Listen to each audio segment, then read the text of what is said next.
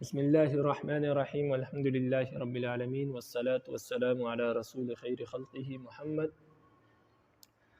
وعلی آلہ وصحبہ اجمعین سبحانک لا علم لنا الا ما علمتنا انک انت العلیم الحکیم ربی زدنی علما ربی زدنی علما ربی زدنی علما ربی شرح لی صدری ویسر لی امری واحلل عقدۃ من لسانی یفقهوا قولی وفی دعاء الاحیاء للاموات وصدقتهم أي صدقة الأحياء عنهم أي عن الأموات نفع لهم أي للأموات خلافا للمعتزلة إلى آخره۔ یہاں سے مصنف رحمہ اللہ یہ مسئلہ بیان فرما رہے ہیں کہ زندہ لوگوں کا مردوں کے حق میں دعا کرنا اور مردوں کے حق میں صدقہ اور خیرات کرنا، اس سے مردوں کو فائدہ پہنچتا ہے۔ یعنی ہم لوگ جب اپنے مردوں کے لیے دعا کرتے ہیں، ان کے لیے استغفار کرتے ہیں، دعائے مغفرت کرتے ہیں، تو اس کا فائدہ ان کو پہنچتا ہے۔ اسی طرح ان کے لیے جب صدقہ اور خیرات کرتے ہیں تو اس صدقہ اور خیرات کا ثواب ان کو پہنچتا ہے۔ یعنی جب ہم دعائے مغفرت کرتے ہیں تو رب العالمین اس کے ذریعے سے ان کی مغفرت فرماتے ہیں اور بعض اوقات ان کے عذاب کو ہلکا فرما دیتے ہیں، اور اگر ان کی مغفرت ہو چکی ہو تو ان کے درجات بلند فرماتے ہیں۔ اسی طرح جب ہم ان کے لیے صدقہ خیرات کرتے ہیں تو اس سے بھی ان کے عذاب میں کمی کی جاتی ہے یا ان کے درجات بلند کیے جاتے ہیں۔ یہ اہل سنت والجماعت کا عقیدہ ہے۔ معتزلہ کا اس میں اختلاف ہے۔ معتزلہ فرماتے ہیں کہ جب زندہ لوگ مردوں کے لیے دعا کرتے ہیں تو ان کو اس سے کوئی فائدہ نہیں پہنچتا، یعنی زندوں کی دعا سے مردوں کی نہ مغفرت ہوتی ہے، نہ ان کے عذاب میں کمی آتی ہے، کسی قسم کا کوئی فائدہ ان کو نہیں پہنچتا۔ اسی طرح زندہ لوگ جو ان کے لیے صدقہ اور خیرات کرتے ہیں، ان کا بھی کوئی فائدہ ان کو نہیں پہنچتا۔ یہ معتزلہ کا عقیدہ ہے، اور آج کل بھی بعض لوگ ایسے موجود ہیں جن کا یہ عقیدہ ہے، جو کہتے ہیں کہ زندہ لوگوں کی دعائیں اور ان کے صدقہ اور خیرات کا کوئی فائدہ مردوں کو نہیں پہنچتا۔ ان میں سے جو اہل حدیث حضرات ہیں ان کا بھی یہ عقیدہ ہے۔ بہرحال معتزلہ کہتے ہیں کہ زندہ لوگوں کی دعائیں اور ان کے صدقہ اور خیرات کا مردوں کو کوئی فائدہ نہیں پہنچتا۔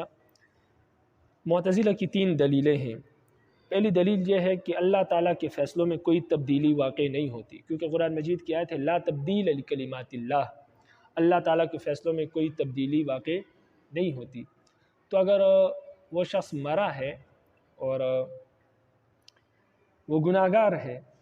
تو لازمی بات ہے اس کو عذاب ہوگا۔ تو اب جب عذاب ہو رہا ہے تو اب کسی کی دعا سے اس میں تبدیلی واقع نہیں ہو سکتی۔ تو اس کا جواب مصنف نے نہیں دیا، لیکن ہم یہ جواب دیں گے کہ لا تبدیل لکلمات اللہ کا مطلب یہ ہے کہ اللہ کے فیصلوں میں کوئی تبدیلی نہیں ہے۔ اللہ نے کسی کے حق میں جو فیصلہ کیا ہے وہ فیصلہ اسی فیصلے کے مطابق عمل ہوگا، لیکن رب العالمین نے لوح محفوظ میں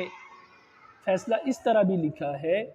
بعض لوگوں کے حق میں فیصلہ اس طرح لکھا ہوتا ہے کہ یہ شخص گناہگار ہوگا اور سزا کا مستحق ہوگا، لیکن بعض لوگ اس کے حق میں دعا کریں گے تو ان دعاؤں کی وجہ سے ان کی مغفرت کر دی جائے گی، ان دعاؤں کی وجہ سے ان کی مغفرت کر دی جائے گی۔ تو یہ کوئی فیصلے میں تبدیلی نہیں ہے، بلکہ لوح محفوظ میں اس طرح لکھا گیا تھا، تو یہ فیصلہ تبدیل نہیں ہوتا، بلکہ پہلے سے فیصلے میں یہ لکھا جاتا ہے کہ دعاؤں کی وجہ سے اس کے حق میں یہ گناہ معاف ہو جائیں گے۔ تو فیصلہ پہلے اسی طرح ہی تحریر ہے لوح محفوظ میں، تو لہٰذا کوئی تبدیلی واقع نہیں ہوتی۔ تو مردوں کے لیے جو دعا کرنا ہے یہ بھی فیصلے کا حصہ ہے، تو لہٰذا فیصلے میں کوئی تبدیلی واقع نہیں ہوتی۔ تو لہٰذا یہ دلیل درست نہیں ہے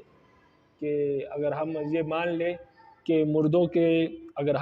لیں کہ زندوں کے دعائیں جو ہے وہ مردوں کے لیے نفع بخش ہے، تو اس سے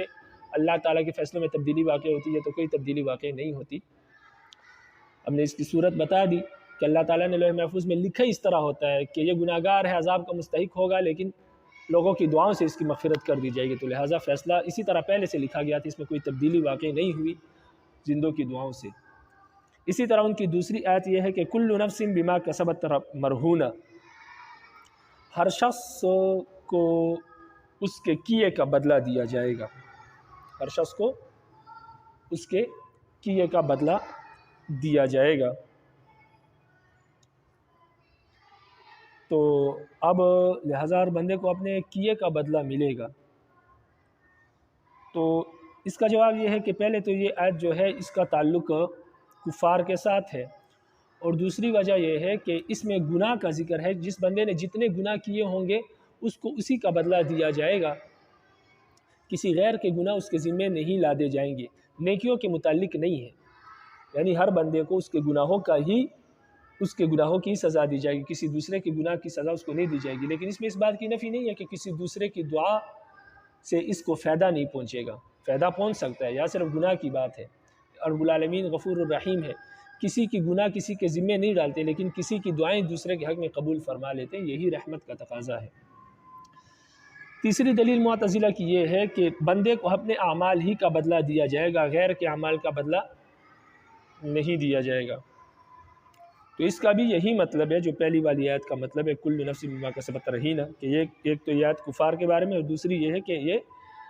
گناہ کے بارے میں یہ آیات ہے، نیکیوں کے بارے میں نہیں ہے۔ یعنی کسی دوسرے کے گناہوں کا بدلہ اس سے نہیں لیا جائے گا، کسی دوسرے کے گناہوں کی سزا اسے نہیں دی جائے گی، ہاں کسی دوسرے کی نیکیوں کا اور کسی دوسرے کی دعاؤں کا اس کو بدلہ دیا جائے گا۔ اور دوسری بات یہ بھی ہے کہ کسی کی نیکی کسی دوسرے کے کام نہیں آ سکتی، بالکل کسی کی نیکی کسی دوسرے کے کام نہیں آ سکتی جب تک کہ وہ خود اپنی خوشی سے اس کو نہ دے۔ تو رب العالمین کسی کی نیکی کا بدلہ کسی دوسرے کو نہیں دیں گے، لیکن اگر نیکی کرنے والا خود اپنی مرضی سے اپنی نیکی کسی دوسرے کو ہدیہ کر دے، تحفتاً دے دے، تو اس میں کوئی مذائقہ نہیں ہے۔ اس آیت میں صرف یہ بتایا گیا ہے کہ رب العالمین کسی کی نیکی کسی دوسرے کو نہیں عطا فرماتے، مطلب یہ ہے کہ اگر اس کی مرضی کے بغیر اس کی نیکیاں کسی دوسرے کو نہیں عطا فرماتے، لیکن اگر وہ خود اپنی مرضی سے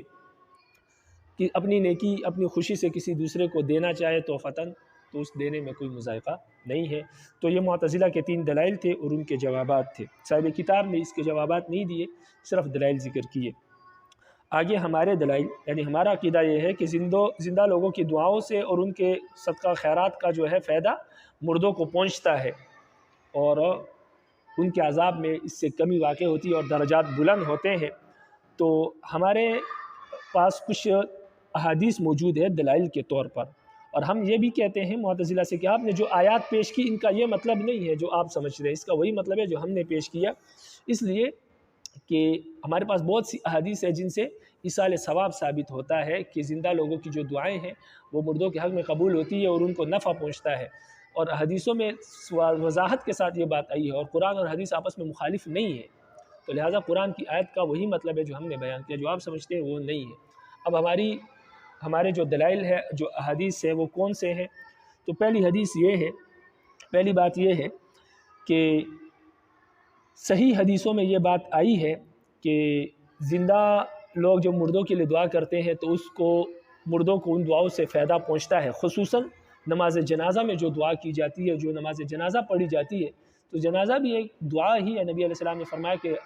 جنازہ کی نماز جو ہے یہ اصل میں دعا ہے، تو جنازے کی جو دعائیں ہیں یا نماز جنازہ ہے اس کا فائدہ مردے کو پہنچتا ہے، اور یہ حدیث سے ثابت ہے، اور اس کو ہر فرقہ مانتا ہے۔ تو اس سے معلوم ہوا کہ زندہ لوگ جب مردوں کے حق میں نماز جنازہ پڑھتے ہیں یا دعا کرتے ہیں تو اس کو فائدہ پہنچتا ہے۔ تو اس سے معلوم ہوا کہ دوسروں کے اعمال کا مردے کو فائدہ پہنچتا ہے، اگر وہ اس کے لیے زندہ لوگ مردے کے لیے کوئی عمل کرے تو اس کا فائدہ مردے کو پہنچتا ہے۔ اسی طرح دوسری دلیل ہماری یہ ہے کہ ہمارے سلف صالحین اور ہمارے اکابرین سے مردوں کے لیے دعائیں ثابت ہے۔ ہمارے سلف صالحین اور اکابرین مردوں کے حق میں دعائیں کیا کرتے تھے، تو اگر مردوں کو زندوں کی دعاؤں سے کوئی فائدہ نہیں پہنچتا تو پھر نماز جنازہ اور ہمارے اکابرین جو مردوں کے لیے دعائیں کرتے تھے اس کا کیا معنی ہے؟ اس کا مطلب یہ ہے کہ نماز جنازہ یا احادیث میں جو مردوں کے لیے دعائیں کرنے کا ذکر آیا ہے، اور اسی طرح جو ہمارے اکابرین مردوں کے حق میں دعائیں کرتے تھے، اس کا یہ مطلب ہے کہ یہ فضول کام کرتے تھے، نعوذ باللہ من ذالک۔ تو اگر ہم یہ مان لیں کہ زندہ لوگوں کی دعائیں اور ان کے صدقہ خیرات کا مردوں کو کوئی فائدہ نہیں پہنچتا، تو اس کا پھر یہ مطلب ہوگا کہ یہ تمام حدیثیں بیکار ہے، بے معنی ہے، اور سلف صالحین کا جو عمل ہے صحابہ اور تابعین کا وہ بیکار عمل ہے، نعوذ باللہ من ذالک۔ تو اس وجہ سے ہم کہتے ہیں کہ جو حدیث میں آیا ہے کہ مردوں کی دعائیں اور صدقہ خیرات زندے کے حق میں مردوں کے حق میں ان کو فائدہ پہنچتا ہے، اور سلف صالحین اس لیے صدقہ خیرات بھی کرتے تھے اور دعائیں بھی کرتے تھے مردوں کے حق میں. اس لیے ہم اس کے قائل ہیں کہ یہ اس لیے کرتے تھے وہ لوگ کہ اس کا مردوں کو فائدہ پہنچتا ہے. اب اس کے بعد مصنف حدیث بیان فرماتے ہیں کہ نبی علیہ السلام نے فرمایا کہ کوئی شخص جب مر جاتا ہے اور اس پر مسلمانوں کی ایک جماعت نماز جنازہ پڑھتی ہے اور وہ اس جماعت کی تعداد جب 100 کو پہنچ جاتی ہے تو وہ جو بھی سفارش کرتی ہے مردے کے حق میں ان کی وہ سفارش قبول ہو جاتی ہے. یعنی جب 100 آدمی کسی کا جنازہ پڑھتے ہیں تو 100 آدمی جب مردے کے حق میں جو بھی سفارش کرتے ہیں ان کے لیے اگر مغفرت یا رفع درجات کی دعا کرتے ہیں، سفارش کرتے ہیں، تو رب العالمین ان دعاؤں کو، ان کی اس سفارشات کو قبول فرما لیتے ہیں اور مردے کی مغفرت فرما دیتے ہیں، اور اگر رفع درجات کی دعا کرے تو اس کے درجات کو بلند فرماتے ہیں. تو اس حدیث سے معلوم ہے کہ زندوں کی دعا مردوں کے حق میں قبول ہوتی ہے اور ان کو نفع بھی ہوتا ہے اس سے. دوسری حدیث یہ ہے کہ سعد بن عبادہ رضی اللہ تعالی عنہ نے نبی علیہ السلام سے کہا کہ اے اللہ کے رسول، سعد کی ماں فوت ہو گئی ہے، یعنی میری ماں فوت ہو گئی ہے، تو کون سا صدقہ افضل ہے، یعنی کون سا صدقہ افضل ہے جو میں ان کے لیے ایصال ثواب کروں، کیا صدقہ کروں جس کا ثواب ان کو پہنچاؤں؟ تو نبی علیہ السلام نے فرمایا الماء، پانی کا صدقہ کریں، یعنی پانی کا صدقہ سب سے بہترین صدقہ ہے جس کا ان کو ثواب پہنچے گا. تو پھر حضرت سعد رضی اللہ تعالیٰ عنہ نے ایک کنواں کھودا اور کہا کہ یہ کنواں جو ہے یہ اس کا ثواب جو ہے ام سعد کے لیے ہے، یعنی یہ کنواں میں نے اپنے والدہ کے نام پر کیا کر دیا، صدقہ کر دیا کہ اس کا ثواب ان کو پہنچے.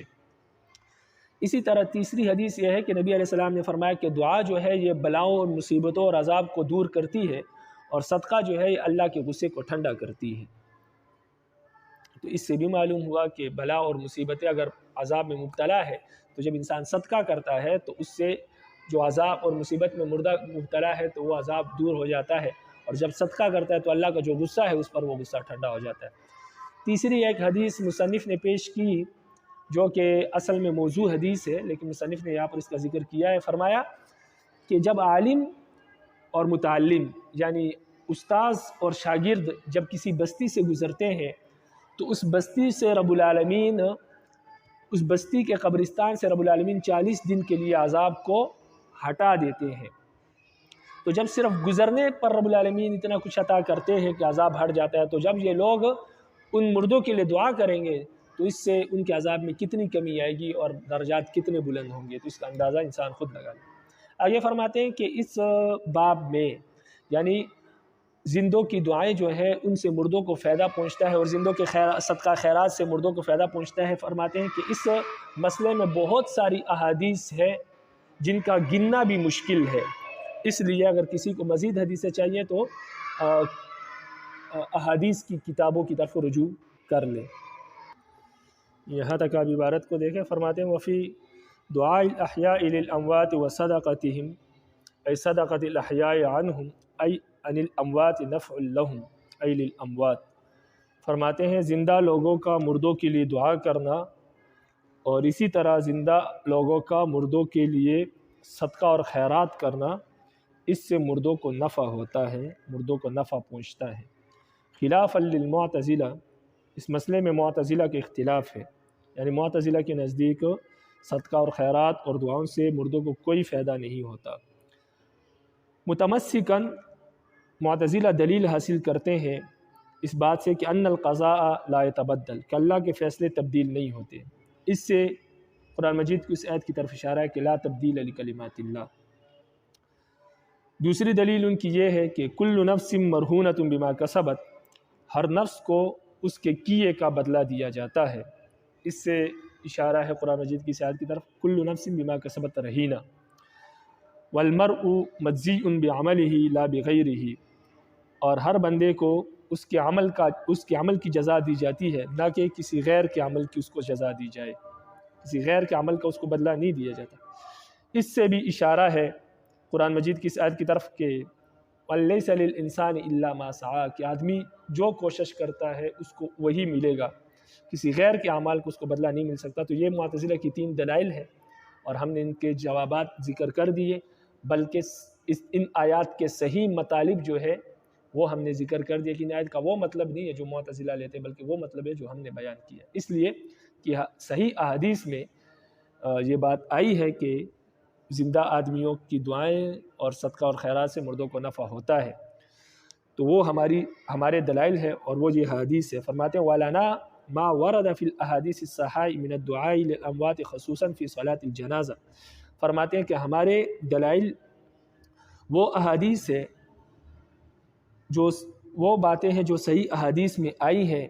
کہ مردوں کے لیے دعا کرنا، خصوصاً نماز جنازہ میں دعا کرنا ان کے لیے نفع بخش ہے۔ وقت توارثہ السلف، اور اسی طرح سلف صالحین یعنی صحابہ اور تابعین مردوں کے حق میں دعائیں اور صدقہ خیرات کیا کرتے تھے۔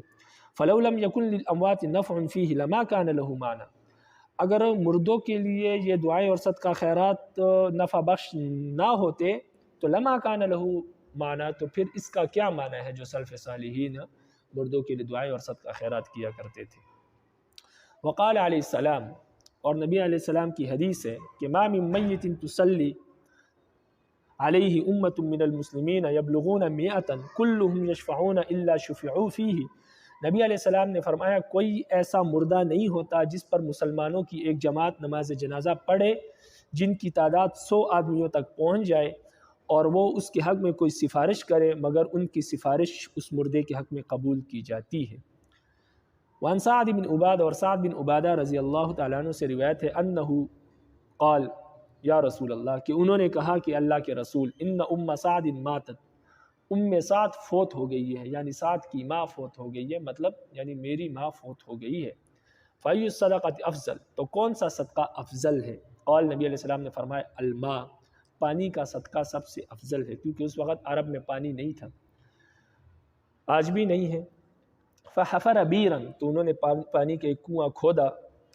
وقال، اور فرمایا ھذا لأم سعد، یہ کنواں ام سعد کے لیے صدقہ ہے، یعنی اس کا ثواب سعد کی والدہ کو پہنچے، یعنی اپنی والدہ کا انہوں نے کہا۔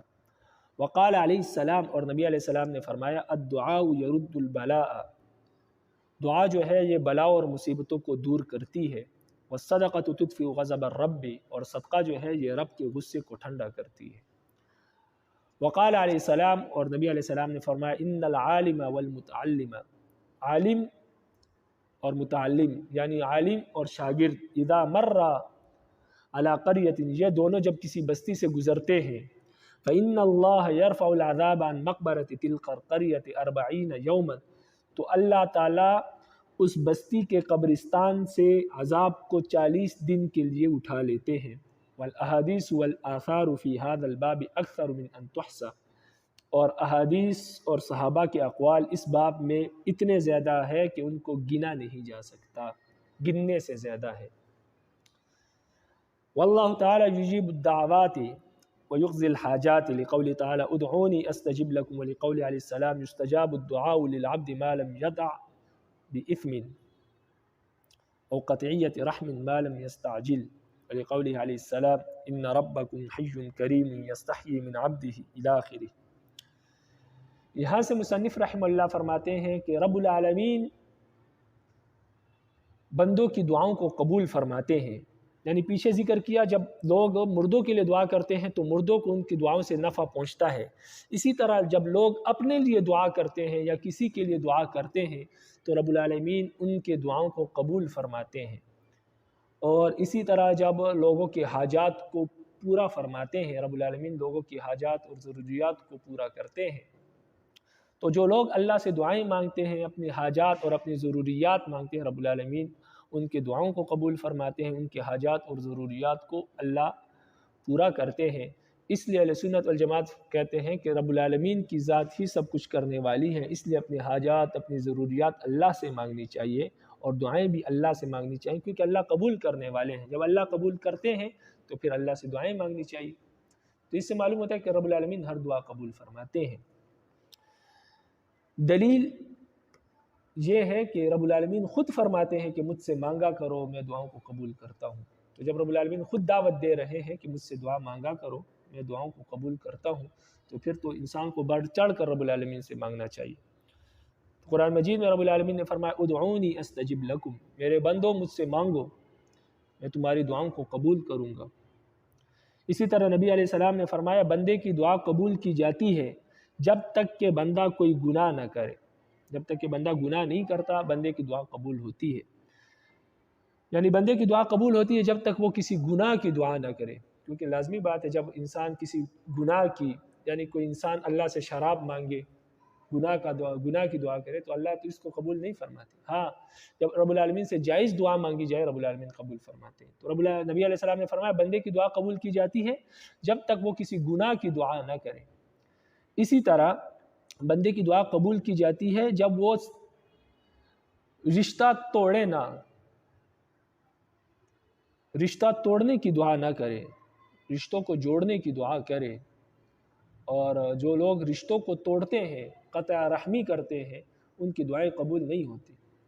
جو صلہ رحمی کرتے ہیں، رشتوں کو جوڑتے ہیں، باوجود ان کے ساتھ زیادتی اور ظلم کے، اس کے باوجود بھی وہ رشتہ داروں کو معاف کرتے ہیں اور اپنا تعلق ان سے جوڑتے ہیں، توڑتے نہیں ہیں، تو ان کی دعائیں قبول ہوتی۔ تو نبی علیہ السلام نے فرمایا جب انسان گناہ کی دعا نہ کرے اور اس طرح رشتہ توڑنے کی دعا نہ کرے تو رب العالمین اس کی دعا کو قبول فرماتے ہیں۔ اور تیسری چیز فرمایا ما لم یستعجل، جب تک انسان دعا میں جلد بازی سے کام نہیں لیتا تو اللہ اس کی دعا کو قبول فرماتے ہیں۔ جلد بازی کا مطلب یہ ہے کہ بعض لوگ دعا کرتے ہیں اور یہ سمجھتے ہیں کہ ہماری دعا فی الفور قبول ہو جائے، یعنی ہم نے ابھی دعا کی اور ابھی اللہ قبول فرما لے، یا ایک دن دو دن بعد اللہ قبول فرما لے، تو ایسا نہیں ہوتا۔ رب العالمین ہر دعا کو قبول فرماتے ہیں، لیکن بعض اوقات رب العالمین اپنے حکمت کے موافق رب العالمین کو معلوم ہوتا ہے کہ ابھی اس دعا کا قبول کرنا اس بندے کے حق میں بہتر نہیں ہے، اس کے لیے نقصان دہ ہے، اس لیے رب العالمین اپنے حکمت کے مطابق اس دعا کی قبولیت کے لیے صحیح وقت مقرر کر کے اس وقت میں اس دعا کو قبول فرماتے ہیں۔ لیکن بندہ سمجھتا ہے کہ ابھی قبول ہو جائے تو میرے لیے بہتر ہوگا، تو یہ جلد بازی نہ کی جائے، اللہ سے مانگا جائے، باقی اللہ پر چھوڑ دیا جائے کہ رب العالمین کب قبول فرماتے ہیں۔ اس لیے بندے کو یہ سوچنا چاہیے کہ رب العالمین مجھ سے زیادہ میری بہتری کو جانتے ہیں اور ان کو معلوم ہے کہ یہ دعا کب میرے حق میں درست ثابت ہوگی، اس کا قبول ہونا کب میرے حق میں نفع بخش اور فائدہ مند ثابت ہوگا۔ ممکن ہے رب العالمین ابھی اس لیے نہیں قبول فرماتے کہ ابھی اگر قبول فرما لے تو ابھی میرے لیے نقصان دہ ہو اس دعا کا قبول ہونا، اس لیے رب العالمین بعض اوقات حکمت کے تقاضے کے مطابق دعا کی قبولیت میں تاخیر فرما دیتے ہیں اور آخر اس کو کچھ عرصے بعد اس کا ثمرہ اس کو نظر آتا ہے ان دعاؤں کا۔ اور اسی طرح بعض اوقات دنیا میں ان دعاؤں کا قبول ہونا بندے کے حق میں مفید نہیں ہوتا، اس لیے رب العالمین وہ دعائیں انسان کے لیے ذخیرہ فرما دیتے ہیں اور دنیا میں قبول نہیں فرماتے، اس کا بدلہ آخرت میں عطا فرماتے ہیں۔ اس لیے نبی علیہ السلام نے فرمایا جب انسان کو اگر قیامت کے دن ان دعاؤں کا بدلہ جب دیا جائے گا جو دعائیں اس کی قبول نہیں کی گئی دنیا میں، تو وہ یہ تمنا کرے گا کہ کاش دنیا میں میری کوئی بھی دعا قبول نہ ہوتی، تمام دعاؤں کا بدلہ مجھے آخرت میں دیا جاتا۔ تو اس لیے بعض اوقات دنیا میں بعض دعاؤں کا قبول ہونا انسان کے حق میں بہتر نہیں ہوتا، تو رب العالمین ان دعاؤں کو مؤخر کر دیتے اور آخرت میں اس کا بدلہ عطا فرماتے ہیں۔ اور بعض اوقات اس وقت میں اس کا قبول ہونا درست نہیں ہوتا تو رب العالمین کچھ عرصے بعد اس دعا کو قبول فرما دیتے ہیں، جو بہتر اور مفید وقت اس دعا کی قبولیت کے لیے ہوتا ہے اس وقت قبول فرما لیتے ہیں۔ اس لیے نبی علیہ السلام نے فرمایا دعا مانگتے ہوئے جلد بازی سے کام نہ لیا جائے کہ جلدی جلدی اللہ قبول فرمائے۔ تو ان دو حدیثوں سے معلوم ہوا کہ رب العالمین دعاؤں کو قبول فرماتے ہیں، ایک قرآن کی آیت ہے اور ایک نبی علیہ السلام کی حدیث ہے۔ تیسری دلیل دعا کی قبولیت کے بارے میں نبی علیہ السلام کی یہ حدیث ہے۔ نبی علیہ السلام نے فرمایا کہ آپ کا رب زندہ ہے اور مہربان ہے، کریم ہے، وہ اپنے بندے سے حیا کرتا ہے جب اس کا بندہ اس کی طرف ہاتھ اٹھائے اور رب العالمین ان کے ہاتھوں کو خالی لوٹا دے تو رب العالمین کو اس سے حیا آتی ہے، اس سے شرم آتی ہے کہ بندہ تو رب العالمین کے سامنے ہاتھ اٹھائے اور رب العالمین اس کے ہاتھوں کو خالی لوٹا دے۔ تو اس حدیث سے معلوم ہوتا ہے کہ جب بھی بندہ رب العالمین کے سامنے دست سوال دراز کرتا ہے، دعا مانگتا ہے، رب العالمین اس کے دعا کا ضرور ثمرہ اس کو عطا فرماتے ہیں۔ اور اس کی دعا کو قبول فرماتے ہیں۔ اور پھر دعا کی قبولیت کی یہی تین صورتیں ہیں، یا تو اسی وقت قبول فرما دیتے ہیں اگر اس کے لیے بہتر اور مفید ہوتی ہے وہ دعا، یا کچھ عرصے کی تاخیر فرما دیتے ہیں کہ اس وقت اس کی قبولیت بہتر نہیں ہوتی، بعد میں کچھ عرصے کے بعد اس کا ثمرہ ظاہر ہو جاتا ہے اور بعد میں قبول فرما لیتے ہیں۔ اور بعض اوقات رب العالمین اس کے دعا کو قبول فرما لیتے ہیں لیکن دنیا میں اس کا ثمرہ عطا نہیں فرماتے، اس کا ثمرہ آخرت میں اس کے لیے ذخیرہ فرما دیتے ہیں اور بدلہ آخرت میں عطا فرماتے ہیں۔ تو ہر دعا قبول ہوتی ہے، کوئی بھی دعا رد نہیں ہوتی، لیکن اس کے ثمرات اور نتائج میں دیر ہوتی ہے۔ بعض اوقات اسی وقت ثمرہ اور نتیجہ سامنے آ جاتا ہے، بعض اوقات کچھ عرصے بعد نتیجہ اور ثمرہ سامنے آ جاتا ہے، بعض اوقات دعا کا ثمرہ آخرت میں سامنے آئے گا۔ تو اس سے معلوم ہوا کہ ہر دعا قبول ہوتی ہے، رد کوئی بھی نہیں ہوتی، لیکن ثمرہ اور نتائج کے ظاہر ہونے کے اعتبار سے دعا کی 3 قسمیں ہیں، یا تو اسی وقت یا کچھ عرصے بعد یا آخرت میں۔ تو اس سے معلوم ہوا کہ دعا ساری کی ساری قبول ہوتی ہے۔ ہم جو یہ کہتے ہیں کہ یہ دعا قبول نہیں ہوئی تو وہ قبول، یہ بات درست نہیں ہے، وہ دعا قبول ہو جاتی ہے لیکن رب العالمین اس کے ثمرہ اور نتیجے کو انسان کے لیے ذخیرہ کر دیتے ہیں اور بدلہ آخرت میں عطا فرماتے ہیں۔ تو 3 دلیلیں ہو گئی۔ آگے فرماتے ہیں کہ وہ دعا کی قبولیت کے لیے سب سے بہتر اور عمدہ چیز یہ ہے کہ انسان سچے دل سے دعا مانگے، نیت سچی ہو، یعنی پوری امید سے دعا مانگے، اور اس لحاظ سے مانگے کہ میں جو مانگ رہا ہوں رب العالمین عطا فرمائیں گے، اور خالص دل کے ساتھ مانگے۔ خالص دل کا مطلب یہ ہے کہ رب العالمین سے پورا یقین اور پورا اطمینان ہو کہ یہ دعا رب العالمین ضرور قبول فرمائیں گے۔ اور خلوص دل کا یہ بھی مطلب ہو سکتا ہے کہ اپنے دل کو برائیوں سے، کینہ، بغض، حسد وغیرہ سے پاک صاف کر کے اللہ سے دعا مانگی جائے۔ اسی طرح حضور قلب کے ساتھ دعا مانگی جائے، دل حاضر ہو، بالکل متوجہ ہو کر رب العالمین کی طرف توجہ کر کے رب العالمین سے دعا مانگی جائے۔ ایسا نہ ہو کہ دل کہیں اور ہو، دماغ کہیں اور ہو، کسی اور سوچ میں پڑا ہو، اور منہ سے صرف زبان اور منہ سے صرف الفاظ ادا ہو رہے ہیں دعا کی، تو ایسے دعاؤں کو رب العالمین قبول نہیں فرماتے۔ اس لیے دعا کی قبولیت میں یہ 3 باتیں بہترین ہیں۔ سب سے پہلے سچی نیت کے ساتھ، نیت یہ ہو کہ رب العالمین قبول فرمائیں گے، اور نمبر 2 خلوص دل ہو، دل خالص ہو، اس میں کینہ، بغض، حسد وغیرہ نہ ہو، ان چیزوں سے پاک ہو، سب چیزوں سے پاک صاف کر کے خالص اللہ سے دعا مانگی جائے۔ اور نمبر 3 پوری توجہ کے ساتھ، حضور قلبی کے ساتھ اللہ سے دعا مانگی جائے۔ جب اس 3 شرائط کے ساتھ دعا مانگی جائے گی رب العالمین قبول فرمائیں گے۔ اس لیے یہ 3 شرائط اس لیے ضروری ہے کہ نبی علیہ السلام نے فرمایا کہ جب تم اللہ سے مانگو تو پوری یقین کے ساتھ مانگو کہ رب العالمین اس دعا کو قبول فرمائیں گے، اور جان لو کہ اللہ تعالیٰ غافل اور لہو و لعاب کرنے والے دل کی دعاؤں کو قبول نہیں فرماتے۔ یعنی جو دل غافل ہو اس کی دعا کو قبول نہیں فرماتے، کہ انسان یہاں دعا تو مانگ رہا ہے لیکن دل کہیں اور ہے، سوچ کہیں اور ہے، اور انسان آگے پیچھے دیکھ رہا ہے، لہو و لعاب میں ہے، دل کہیں اور ہے، ذہن کہیں اور ہے، اور دعا مانگی جائے تو اللہ ایسے دل کی دعا کو قبول نہیں فرماتے۔ اللہ اس دعا کو قبول فرماتے جو پوری توجہ کے ساتھ اور حضور قلبی کے ساتھ اللہ سے مانگی جائے۔ تو یہ کچھ آیات تھی اور کچھ احادیث تھی جن سے یہ بات ثابت ہوتی ہے کہ رب العالمین دعاؤں کو قبول فرماتے ہیں اور انسان کی حاجات اور ضروریات کو پورا فرماتے ہیں۔ تو یہ اہل سنت والجماعت کا مسلک ہے کہ دعا رب العالمین قبول فرماتے ہیں۔ تو اس پر کچھ دلائل پیش کیے۔ اب یہاں سے آپ عبارت کو دیکھ لیں، فرماتے ہیں واللہ تعالی یجیب الدعوات ویقضی الحاجات، رب العالمین دعاؤں کو قبول فرماتے ہیں اور حاجات کو پورا فرماتے ہیں۔ لقولی تعالی، اس وجہ سے کہ اللہ تعالیٰ کا قول ہے کہ ادعونی استجب لکم، میرے بندو مجھ سے مانگو، مجھ سے دعائیں مانگو، میں تمہاری دعاؤں کا جواب دوں گا، یعنی تمہاری دعاؤں کو قبول کروں گا۔ ولقولی علیہ السلام، اور اسی طرح نبی علیہ السلام نے فرمایا کہ یستجاب الدعاء للعبد ما لم یدع بإثم، رب العالمین بندے کی دعا کو قبول فرماتے ہیں جب تک کہ وہ کسی گناہ کی دعا نہ کرے، او قطعیت رحم، یا رشتہ توڑنے کی دعا نہ کرے، ما لم یستعجل، اور اسی طرح جب تک کہ وہ جلد بازی سے کام نہ لے۔ وَلِقَوْلِهِ علیہ السلام، اسی طرح دوسری حدیث نبی علیہ السلام نے فرمایا کہ ان ربکم حی کریم، آپ کا رب زندہ ہے اور کریم ہے، مہربان ہے، یستحیی من عبدہ اذا رفع یدیہ الیہ ان یردہما صفرا،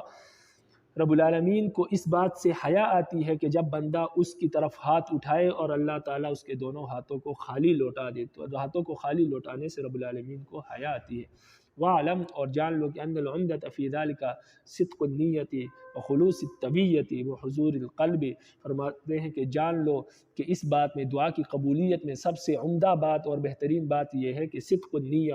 نیت سچی ہو، وخلوص الطبیعہ، خالص دل ہو، طبیعہ سے مراد دل ہے، یعنی دل میں خلوص ہو، پورے خلوص کے ساتھ دعا مانگی جائے، وہ حضور القلب، اور حضور قلبی کے ساتھ دل حاضر ہو، حضور قلبی کے ساتھ دعا مانگی جائے۔ باقی اس کی تشریح میں نے کر دی، صدق نیت اور خلوص طبیعہ سے کیا مراد ہے، اور حضور قلبی سے۔ اب یہ تینوں چیزیں کیوں ضروری ہے؟ لقول علیہ السلام، اس لیے کہ نبی علیہ السلام نے فرمایا ادعوا اللہ وانتم موقنون بالاجابہ، آپ اللہ سے دعا مانگو اس حالت میں کہ آپ کو دعا کے قبول ہونے کا پورا یقین ہو۔ وَاعْلَمُوا، اور یہ بھی جان لو کہ ان اللہ لا يستجیب الدعاء من قلب غافل لاہ، کہ اللہ تعالیٰ غافل دل کی دعا کو، لاہ العاب کرنے والے دل کی دعا کو قبول نہیں فرماتے۔ غافل دل کی دعا کو، لاہن سے مراد لہو کرنے والے دل کی دعا کو قبول نہیں فرماتے، یعنی دل غافل ہو، کہیں اور لگا ہوا ہو اور آپ اللہ سے دعا مانگ رہے ہو تو ایسی دعاؤں کو رب العالمین قبول نہیں فرماتے۔ جب پوری توجہ سے دعا مانگی جاتی ہے تو رب العالمین اس دعا کو قبول فرماتے ہیں۔ واختلف المشائخ انه هل يجوز ان يقال يستجاب دعاء الكافر فمنعه الجمهور لقوله تعالى وما دعاء الكافرين الا في ضلال، ولانه لا يدعو الله تعالى لانه لا يعرف، وان اقر به فلما وصفه بما لا يليق به فقد ناقض اقراره، وما روي في الحديث ان دعوة المظلوم وان كان كافرا يستجاب محمول على كفران النعمة، وجوزه بعض من قوله تعالى حكاية عن ابلیس رب انظرنی فقال اللہ تعالی انک من المنذرین، هذه اجابۃ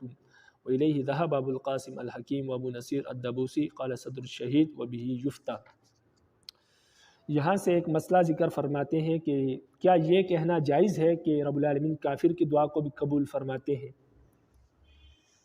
تو یہ بات عام طور پر کی جاتی ہے کہ رب العالمین تو کافروں کی دعا کو بھی قبول فرماتے ہیں، تو اس لیے آپ رب العالمین سے مانگے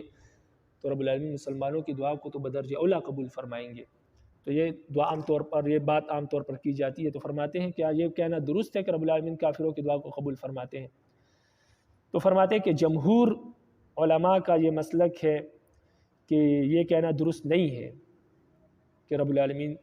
جو ہے وہ کافروں کی دعا کو بھی قبول فرماتے ہیں۔ فرماتے ہیں یہ کہنا درست نہیں ہے، یہ جمہور کا مسلک ہے، اس لیے کہ قرآن مجید میں رب العالمین فرماتے ہیں کہ وما دعاء الکافرین الا فی ضلال، کہ کافروں کی جو دعائیں ہیں وہ بھٹکتی رہتی ہے۔ کافروں کی دعائیں جو ہیں وہ بھٹکتی رہتی ہے، بھٹکتی رہنے کا مطلب یہ ہے کہ وہ قبول نہیں ہوتی۔ اور دوسری دلیل یہ ہے کہ اس لیے کہ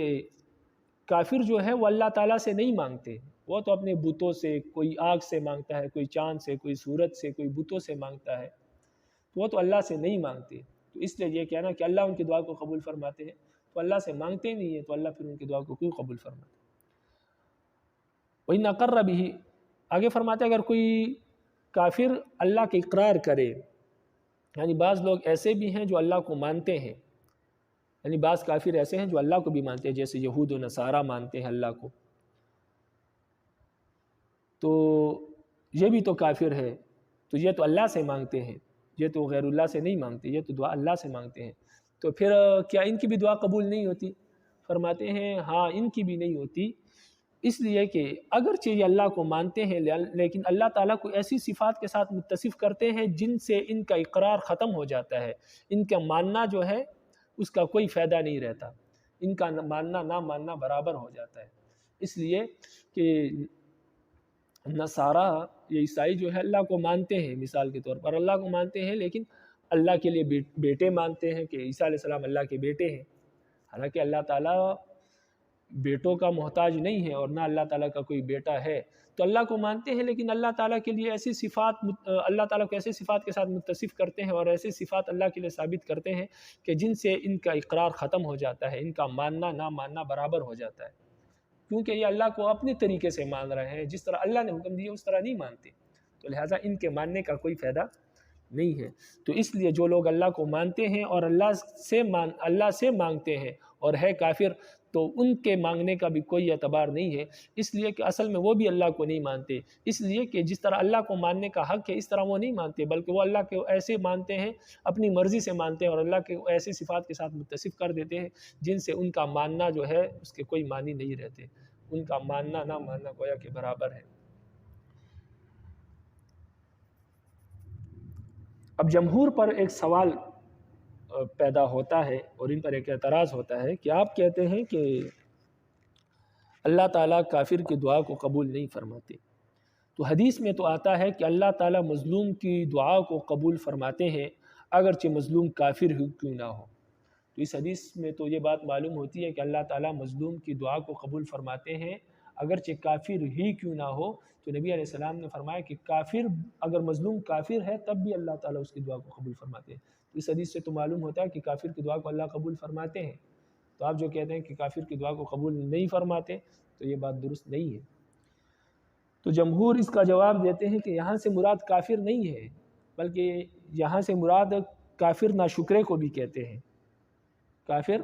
ناشکرے کو بھی کہتے ہیں، تو یہاں سے مراد یہ ہے کہ اللہ تعالیٰ مظلوم کی دعا کو قبول فرماتے ہیں اگرچہ وہ ناشکرہ ہی کیوں نہ ہو، یہاں سے مراد کافر نہیں ہے، یعنی مسلمان ہے مظلوم ہے لیکن ناشکرہ ہے تو اللہ تعالیٰ اس کی دعا کو بھی قبول فرماتے ہیں، یا اگر وہ بد دعا کر لے تو اس کی بد دعا کو قبول فرماتے ہیں۔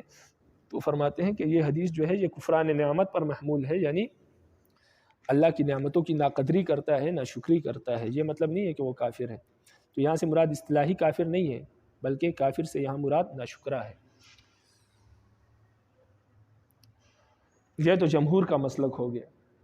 بعض علماء اہل سنت والجماعت میں سے بعض علماء فرماتے ہیں کہ رب العالمین کافر کی دعا کو بھی قبول فرماتے ہیں، اور وہ دلیل پیش کرتے ہیں کہ دیکھو قرآن مجید میں کہ جب ابلیس نے شیطان نے رب العالمین سے دعا مانگی رب انظرنی، اللہ مجھے مہلت دے، اے میرے رب مجھے مہلت عطا فرما قیامت کے دن تک، یعنی مجھے قیامت تک زندگی عطا فرما اور مجھے لوگوں پر مسلط فرما دے تاکہ میں ان کے دل میں جو ہے وسوسے ڈال سکوں، تو اللہ تعالیٰ نے شیطان کی یہ دعا قبول فرما لی اور فرمایا انک من المنظرین، آپ کو مہلت دے دی گئی ہے، یعنی آپ کو قیامت تک یہ مہلت دے دی گئی ہے، تو اللہ تعالیٰ نے شیطان کی اس دعا کو قبول کیا، تو اس سے معلوم ہوتا ہے کہ اللہ تعالیٰ جب شیطان کی دعا کو قبول فرماتے ہیں تو کافروں کی دعا کو بھی قبول فرماتے ہیں، اور فرماتے ہیں کہ یہی مسلک کہ اللہ تعالیٰ کافروں کی دعا کو قبول فرماتے ہیں، یہی مسلک ابو القاسم الحکیم کا ہے اور ابو نصر الدبوسی اور اسی طرح صدر الدین شہید رحمہ اللہ کا بھی یہی مسلک ہے، وہ بھی یفتہ، اور اسی پر فتویٰ ہے، یعنی اہل سنت والجماعت کا مسلک اور فتویٰ اس پر ہے کہ اللہ تعالیٰ کافروں کی دعا کو قبول فرماتے ہیں، تو اب اہل سنت والجماعت کا یہ مسلک ہے کہ اللہ تعالیٰ کافروں کی دعا کو بھی قبول فرماتے ہیں، اسی پر فتویٰ ہے۔ جو جمہور کا مسلک ہے اس پر فتویٰ نہیں ہے، یعنی یہ صحیح قول ہے، یہ راجح قول ہے کہ اللہ تعالیٰ کافروں کی دعا کو قبول فرماتے ہیں۔ جو لوگ کہتے ہیں کہ اللہ تعالیٰ کافروں کی دعا کو قبول نہیں فرماتے، ان کا مسلک جو ہے وہ غیر راجح ہے، غیر صحیح ہے، وہ صحیح ہے لیکن یہ اس سے زیادہ صحیح ہے، تو لہٰذا اس پر فتویٰ ہے، یہی راجح ہے اور اسی کے مطابق عمل ہوگا، اسی کے مطابق عقیدہ رکھنا چاہیے کہ اللہ تعالیٰ کافروں کی دعا کو بھی قبول فرماتے ہیں۔ تو ابھی آپ عبارت کو دیکھیں، فرماتے ہیں واختلف المشائخ، مشائخ نے اس بات میں اختلاف کیا ہے کہ حل یجوز ان یقال یستجاب دعاء الکافر، مشائخ نے اس بات میں اختلاف کیا ہے کہ کیا یہ کہنا جائز ہے کہ دعا کافر کی دعا کو بھی قبول کیا جاتا ہے، یعنی اللہ تعالیٰ کافر کی دعا کو بھی قبول فرماتے ہیں، تو فمنعہ الجمہور، فرماتے ہیں کہ جمہور نے اس کی تردید کی ہے، جمہور اس کو منع فرماتے ہیں، یعنی جمہور منع کرتے ہیں اس بات سے، یعنی جمہور کے نزدیک یہ کہنا جائز نہیں ہے کہ اللہ تعالیٰ کافر کی دعا کو بھی قبول فرماتے ہیں۔ کیوں؟ فرماتے اس لیے کہ لقوله تعالی، اللہ تعالیٰ کا قول ہے کہ وما دعاء الکافرین الا فی ضلال، اللہ تعالیٰ کا قول یعنی قرآن مجید کی آیت ہے کہ وما دعاء الکافرین الا فی ضلال، کہ کافر کی جو دعا ہے وہ بھٹکتی رہتی ہے، وَلِأَنَّهُ، اور اس وجہ سے بھی کہ لا يدعو اللہ تعالی، کہ کافر جو ہے وہ اللہ تعالیٰ سے نہیں مانگتے، وہ اللہ تعالیٰ سے نہیں مانگتے دعائیں، جب اللہ سے نہیں مانگتے تو پھر کیسے قبول ہوں گی؟ لِأَنَّهُ لا يعرف، اس لیے کہ وہ اللہ کو جانتے نہیں ہیں تو اللہ سے مانگیں گے کیسے؟ اللہ سے تو وہ مانگے گا جو اللہ کو جانتا ہے، وَإِنْ أَقَرَّ بِهِ فَلَمَا وَصَفَهُ بِمَا لَا يَلِيقُ بِهِ فَقَدْ نَقَضَ إِقْرَارُهُ، اور اگر کوئی کافر اللہ کے اقرار بھی کرے جیسے عیسائی اور یہودی کرتے ہیں تو فَلَمَا وَصَفَهُ بِمَا لَا يَلِيقُ بِهِ، تو وہ اللہ کو ایسے صفات کے ساتھ متصف کرتا ہے جو اللہ کے شایان شان نہیں ہے وہ صفات، فقط نقض اقرارہ، تو ایسے صفات کے ساتھ اللہ کو متصف کرنے سے ان کا یہ اقرار، ان کا یہ ماننا ختم ہو جاتا ہے، ٹوٹ جاتا ہے۔ اب یہ وہ اعتراض ہے کہ وما روی فی الحدیث ان دعوت المظلوم وان کان کافرا یستجاب، فرماتے ہیں کہ یہ جو حدیث میں حدیث میں یہ بات مروی ہے کہ اللہ تعالیٰ مظلوم کی دعا کو بھی قبول فرماتے ہیں اگرچہ وہ کافر ہی کیوں نہ ہو۔ فرماتے ہیں محمول علی کفران النعمہ، یہاں پر کافر جو ہے یہ کفران نعمت پر، ناشکری پر محمول ہے، یعنی اس سے مراد کافر نہیں ہے بلکہ ناشکرہ ہے۔ وجوزہ بعضهم، اور بعض حضرات نے اس بات کی اجازت دی ہے۔ کس بات کی؟ اس بات کی کہ یہ کہنا جائز ہے کہ اللہ تعالیٰ کافر کی دعا کو قبول فرماتے ہیں، یہ کہنا جائز ہے۔ فرماتے ہیں بعض لوگوں نے اس بات کی اجازت دی ہے بقولہ تعالی، اس لیے کہ اللہ تعالیٰ کا قول ہے حکایت عن ابلیس، جب اللہ تعالیٰ نے ابلیس کا واقعہ بیان کیا تو اللہ تعالیٰ فرماتے ہیں قرآن مجید میں کہ رب انظرنی، ابلیس نے کہا اے میرے رب مجھے مہلت دے دیجیے، فقال اللہ تعالیٰ، اللہ تعالیٰ نے فرمایا انک من المنظرین، آپ کو مہلت دے دی گئی ہے، یعنی آپ مہلت دیے جانے والوں میں سے ہیں، یعنی آپ کو مہلت دے دی گئی ہے۔ ہذہ اجابۃ، تو یہ اللہ تعالیٰ نے اس کی دعا قبول فرمائی۔ وإلیہ ذہب ابو القاسم، تو اللہ تعالیٰ نے شیطان کی دعا بھی قبول فرمائی۔ فرماتے ہیں وإلیہ ذہب ابو القاسم، اسی مسلک کی طرف ابو القاسم الحکیم بھی گئے ہیں، یعنی ان کا بھی یہی مسلک ہے کہ اللہ تعالیٰ کافروں کی دعا کو قبول فرماتے ہیں۔ وہ ابو نصر الدبوسی، اور ابو نصر الدبوسی کا بھی یہی مسلک ہے۔ قال صدر الشہید وبہ یفتیٰ، اور صدر الشہید فرماتے ہیں کہ وبہ یفتیٰ، اسی مسلک پر فتویٰ بھی ہے، یعنی یہی مسلک راجح ہے کہ رب العالمین کافر کی دعا کو قبول فرماتے ہیں۔ وما اخبر به النبی صلی اللہ علیہ وسلم من اشراط الساعة ای من علاماتها من خروج الدجال ودابت الارض ویاجوج وماجوج ونزول عیسیٰ علیہ السلام من السماء وطلوع الشمس من مغربها فهو حق۔ یہاں سے فرماتے ہیں کہ اللہ تعالیٰ کے نبی علیہ السلام نے قیامت کے متعلق جو قیامت کی علامات بیان کی ہے، ان علامات کو حق جاننا اور سچ جاننا یہ بھی ضروری ہے، اور یہ بھی اہل سنت والجماعت کا عقیدہ ہے۔ تو فرماتے ہیں نبی علیہ السلام نے جو قیامت کی نشانیاں بتائی ہے، جیسے دجال کا نکلنا ہے، اور زمین سے دابت الارض کا نکلنا ہے، اور یاجوج ماجوج کا خروج ہے، اور عیسیٰ علیہ السلام کا آسمانوں سے نازل ہونا ہے، اور سورج کا مغرب سے نکلنا ہے، یہ تمام کی تمام باتیں فرماتے ہیں حق ہے۔ یہ بھی اہل سنت والجماعت کا مسلک ہے کہ تمام نبی علیہ السلام نے جو قیامت کی علامات بتائی ہے وہ بھی حق ہے، ان کو بھی ماننا ضروری ہے، ان کے انکار کرنے کی اجازت نہیں ہے، اور اس کا انکار کرنا جائز بھی نہیں ہے، اس لیے کہ نبی علیہ السلام کی باتوں سے، نبی علیہ السلام کی احادیث سے علامات قیامت ثابت ہے۔ تو علامات قیامت تین قسم کی ہے، ایک ہے بعیدہ، ایک ہے متوسطہ، اور ایک ہے قریبہ۔ علامات بعیدہ وہ ہے کہ جو پہلی امتوں میں علامات قیامت کی تھی، تو ان امتوں کے لیے قیامت کی علامات آخری نبی کا آنا، قرآن کا نازل ہونا، اور اسلام کا غلبہ پانا، یہ علامات تھی۔ تو نبی علیہ السلام کا آنا یہ ان امتوں کے لیے علامات قیامت میں سے ہے۔ تو نبی علیہ السلام کا مبعوث ہونا، آخری نبی کا مبعوث ہونا، یہ بھی علامات قیامت میں سے ہے، لیکن یہ علامات بعیدہ ہے۔ پھر علامات متوسطہ ہے۔ علامات متوسطہ جو آج کل ہمیں نظر آتے ہیں کہ گانا بجانا عام ہو جائے گا، گناہ کرنا آسان ہو جائے گا، اور جو ہے نیکی کرنا جو ہے مشکل ہو جائے گا، دین پر چلنا ایسا ہوگا جیسے کہ انسان آگ کے انگاروں پر چلے۔ تو آج کل وہی حالت ہے، سب سے پہلے اپنے گھر والے، اگر انسان 100% دین پر چلے، سب سے پہلے اپنے گھر میں مخالفت شروع ہو جاتی ہے۔ اسی طرح عورتوں کی تعداد کا مردوں سے زیادہ ہو جانا، فحاشی اور عریانی کا عام ہو جانا، تو اس طرح کی بہت سی علامات ہیں جو آج کل وجود پذیر ہیں، اور تقریباً اس کو متوسط بعیدہ کہتے ہیں، اور یہ متوسط بعیدہ جو ہے، علامات متوسطہ جو ہے، یہ بھی کافی حد تک 90-95% تک یہ ظاہر ہو چکی ہے، بس کچھ علامات باقی ہے۔ اس کے بعد پھر علامات قریبہ ہے۔ تو یہ علامات قریبہ جو ہے قیامت کی، یہ 10 ہے۔ ان 10 علامات میں سے 5 علامات مصنف نے متن میں ذکر کی ہے، اور باقی علامات جو ہے یہ شارح رحمہ اللہ نے تشریح میں ذکر کر دی ہے، اور بلکہ ایک حدیث ذکر کی ہے جس حدیث میں یہ 10 علامات نبی علیہ السلام نے ذکر فرمائی ہیں۔ تو یہ 10 علامات بالکل آخری درجے کی علامات ہے قیامت کی۔ جب یہ 10 علامات ظاہر ہو جائیں گی، اس کے 100 سال بعد قیامت برپا ہو جائے گی، زمین آسمان پھٹ جائیں گے۔ لیکن اس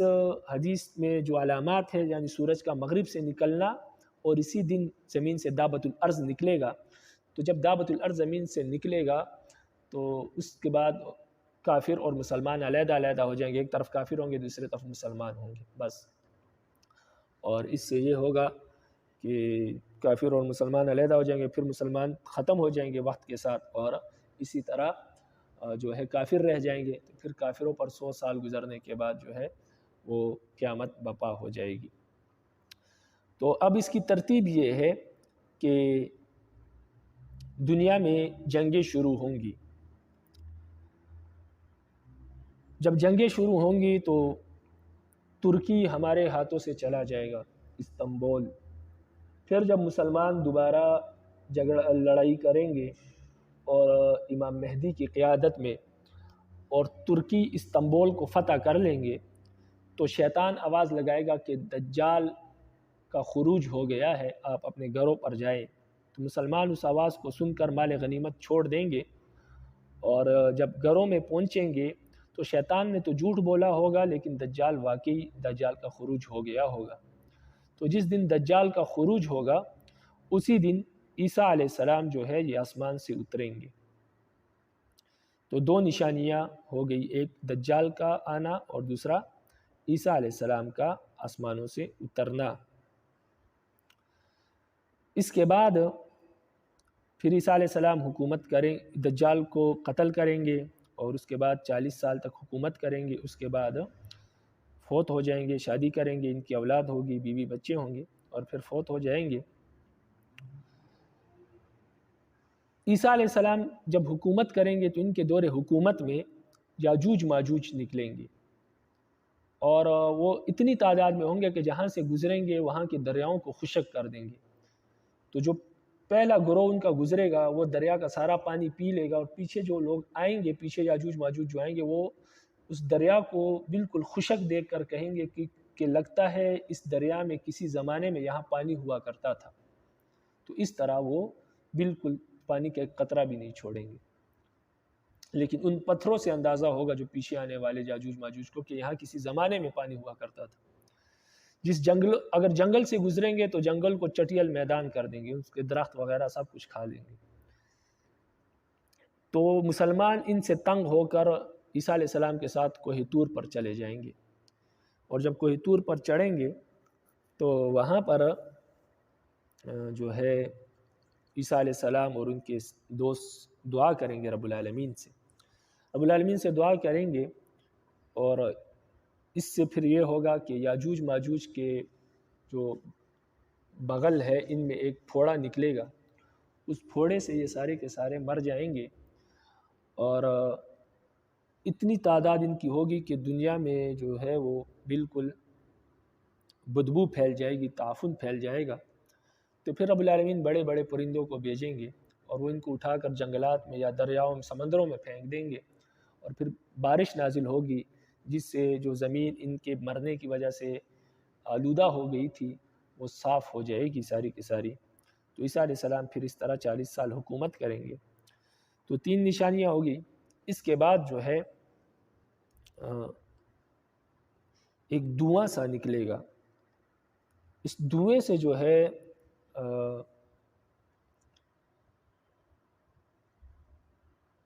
زکام ہوگا، اور مسلمانوں کو بھی تکلیف ہوگی لیکن کافروں کو بھی اس سے تکلیف ہوگی۔ تو مسلمانوں کو تو تھوڑی بہت تکلیف ہوگی، لیکن کافروں کو اس سے زکام ہوگا، اور اس زکام سے وہ مریں گے۔ تو بہت سے اس کے بارے میں پھر آتے ہیں روایت کہ یہ آسمان پر ایک دھواں سا ظاہر ہوگا سورۃ دخان میں جس کا ذکر ہے، تو یہ چوتھی نشانی ہے دخان کا ظاہر ہونا، اس سے بہت سے کافر جو ہے وہ مریں گے۔ تو یہ بھی علامات قریبہ میں سے ہے، اور آسمان بالکل گویا کہ دھواں دھواں ہی ہو جائے گا، دھواں ہی ظاہر ہوگا، لیکن اس سے کافروں کو زیادہ تکلیف ہوگی، مسلمانوں کو بس تھوڑا ہلکا پھلکا سا زکام ہوگا، اور کافروں کو اس سے بہت زیادہ تکلیف ہوگی، اور اس سے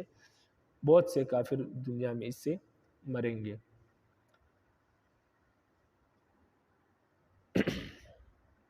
اس کے بعد جو ہے زمین میں 3 جگہ لوگ زمین میں دسیں گے، دنیا میں 3 جگہ پر لوگ زمین میں دسیں گے۔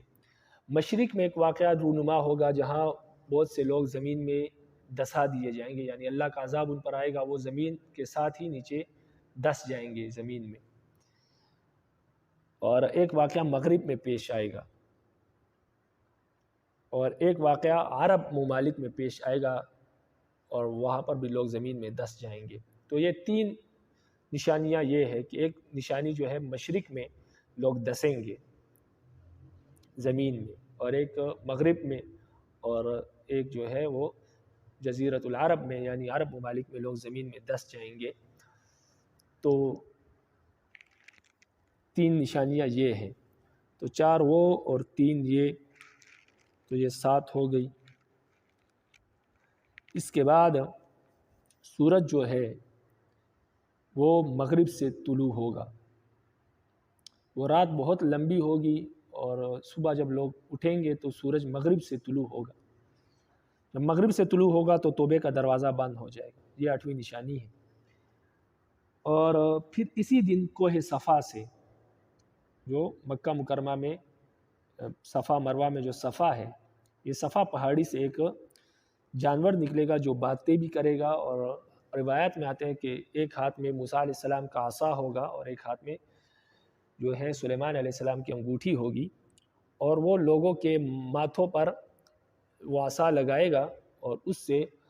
جو مسلمان ہے اس کے ماتھے پر میم لکھا جائے گا، اور جو کافر ہے اس کے ماتھے پر کاف لکھا جائے گا۔ تو اس طرح کافر اور مسلمان الگ الگ ہو جائیں گے، اور دنیا میں کوئی منافق نہیں رہے گا، 2 ہی گروہ بن جائیں گے، مسلمانوں کا اور کافروں کا۔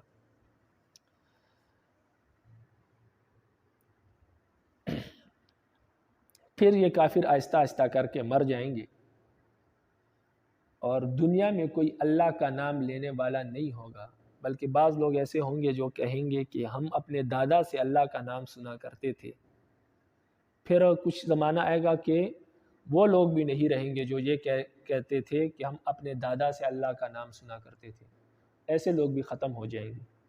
جب ایسے لوگ ختم ہو جائیں گے تو پھر 100 سال تک دنیا میں شرک، ظلم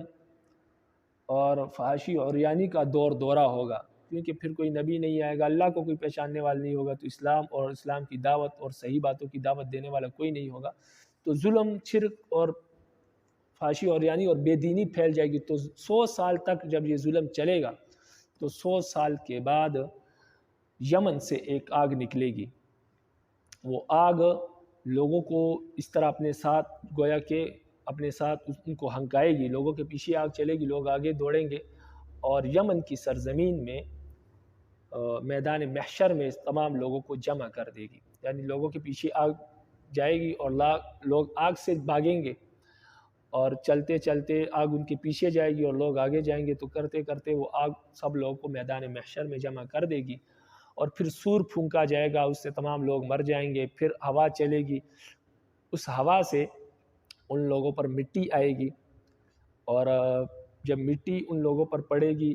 تو رب العالمین اوپر سے بارش نازل فرما دیں گے، اس طرح ان لوگوں کی قبریں بن جائے گی، پھر 40 سال بعد دوبارہ سور پھونکا جائے گا تو وہ لوگ اپنے قبروں سے اٹھیں گے،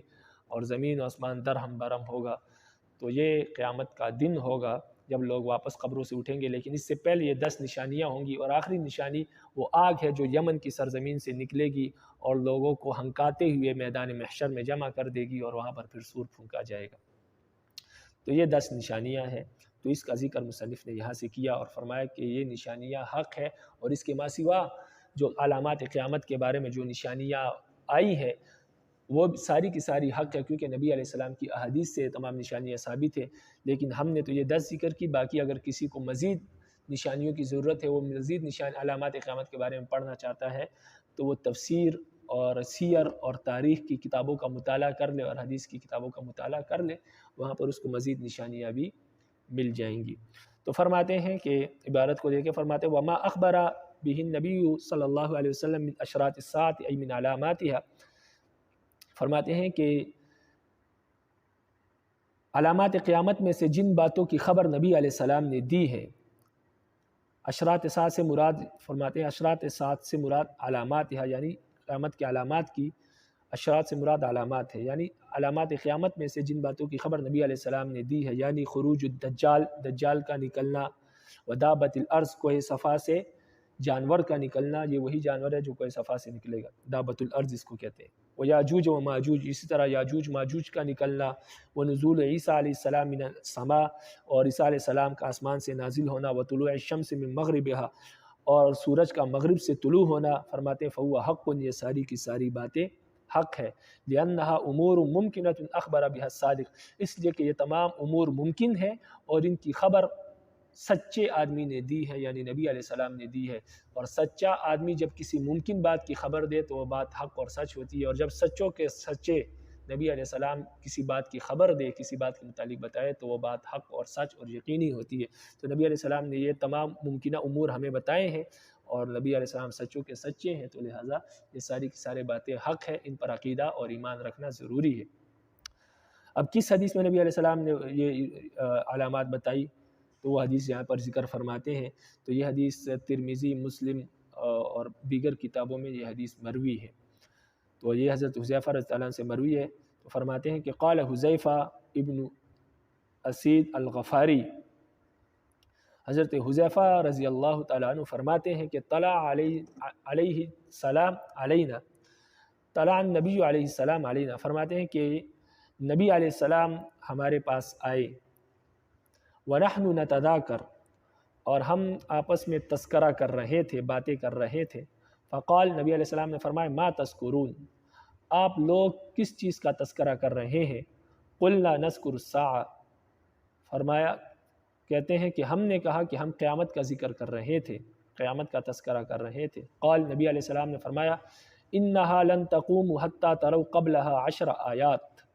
نبی علیہ السلام نے فرمایا قیامت اس وقت تک قائم نہیں ہوگی جب تک کہ تم قیامت سے پہلے 10 نشانیاں نہ دیکھ لو۔ فذکر الدخان، پھر نبی علیہ السلام نے اس 10 نشانیوں کا ذکر کیا، تو فرماتے کہ فذکر الدخان، نبی علیہ السلام نے دھوئیں کا ذکر کیا، یہ وہی دعا ہے جس سے کافر مسلمانوں کو زکام ہوگا اور کافر مریں گے، سورہ دخان میں جس کا ذکر ہے۔ تو نمبر 1 دخان، والدجال، نمبر 2 دجال، نمبر 3 والدابہ، دابت الارض جو کوئی صفا سے نکلے گا، وطلوع الشمس من مغربها، اور نمبر 4 مغرب سے سورج کا طلوع ہونا، ونزول عیسیٰ ابن مریم، اور نمبر 5 عیسیٰ ابن مریم یعنی عیسیٰ علیہ السلام کا آسمانوں سے نازل ہونا، نمبر 6 ویاجوج و ماجوج، نمبر 6 یاجوج ماجوج کا نکلنا، وثلاثۃ خسوف، اور 3 جگہ زمین کا دسنا، خسف بالمشرق، ایک مشرق میں زمین کا دسنا یعنی لوکا زمین میں دسنا، تو یہ ہو گئی نمبر 7، وخسف بالمغرب، اور مغرب میں زمین اور مغرب میں لوگوں کا زمین میں دسنا، نمبر 8 وخسف بجزیرۃ العرب، اور عرب جزیرۃ العرب یعنی عرب ممالک میں زمین کا دسنا یعنی لوگوں کا زمین میں دسنا، نمبر 9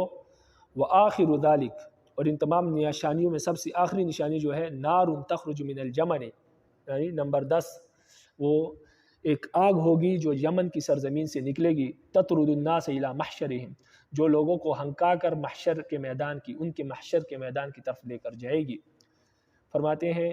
والاحادیث، تو یہ نشانیاں اس حدیث میں اس ترتیب سے ذکر ہیں، لیکن اس کی جو صحیح ترتیب ہے، اس ترتیب سے یہ نشانیاں واقع ہوں گی، رونما ہوں گی، اس ترتیب سے میں نے آپ کو تشریح میں بتا دی ہے۔ پہلے جب میں نے تشریح کی تو اس وقت میں نے آپ کو تشریح میں ترتیب کے ساتھ بتایا، لیکن نبی علیہ السلام نے حدیث میں ترتیب کا لحاظ نہیں رکھا بلکہ صرف 10 نشانیاں بتائی ہیں، تو ان میں سے 10 نشانیاں بتائی، لیکن ترتیب میں نے آپ کو پہلے بتا دی کہ کس ترتیب سے یہ رونما ہوں گی۔ تو آگے فرماتے ہیں والاحادیث الصحاح فی هذه الاشراط کثیرۃ جدا، فرماتے ہیں کہ قیامت کی علامات میں صحیح احادیث بہت کثرت سے مروی ہیں۔ وقد روی احادیث و آثار فی تفصیلها و کیفیتها، اور فرماتے ہیں کہ قیامت کی علامات کی تفصیل اور ان کی کیفیات کے بارے میں بہت سی احادیث اور صحابہ کے اقوال مروی ہے۔ فلتطلب من کتب التفسیر والسیر والتواریخ، تو آپ ان احادیثوں کو اور ان اقوال کو جو ہے تلاش کرے تفسیر کی کتابوں میں، حدیث کی کتابوں میں اور تاریخ کی کتابوں میں۔ اگر آپ کو ضرورت ہے، دلچسپی ہے، تو آپ وہاں پر تلاش کریں۔ باقی جتنی تفصیل ضرورت تھی وہ ہم نے یہاں بیان کر دی۔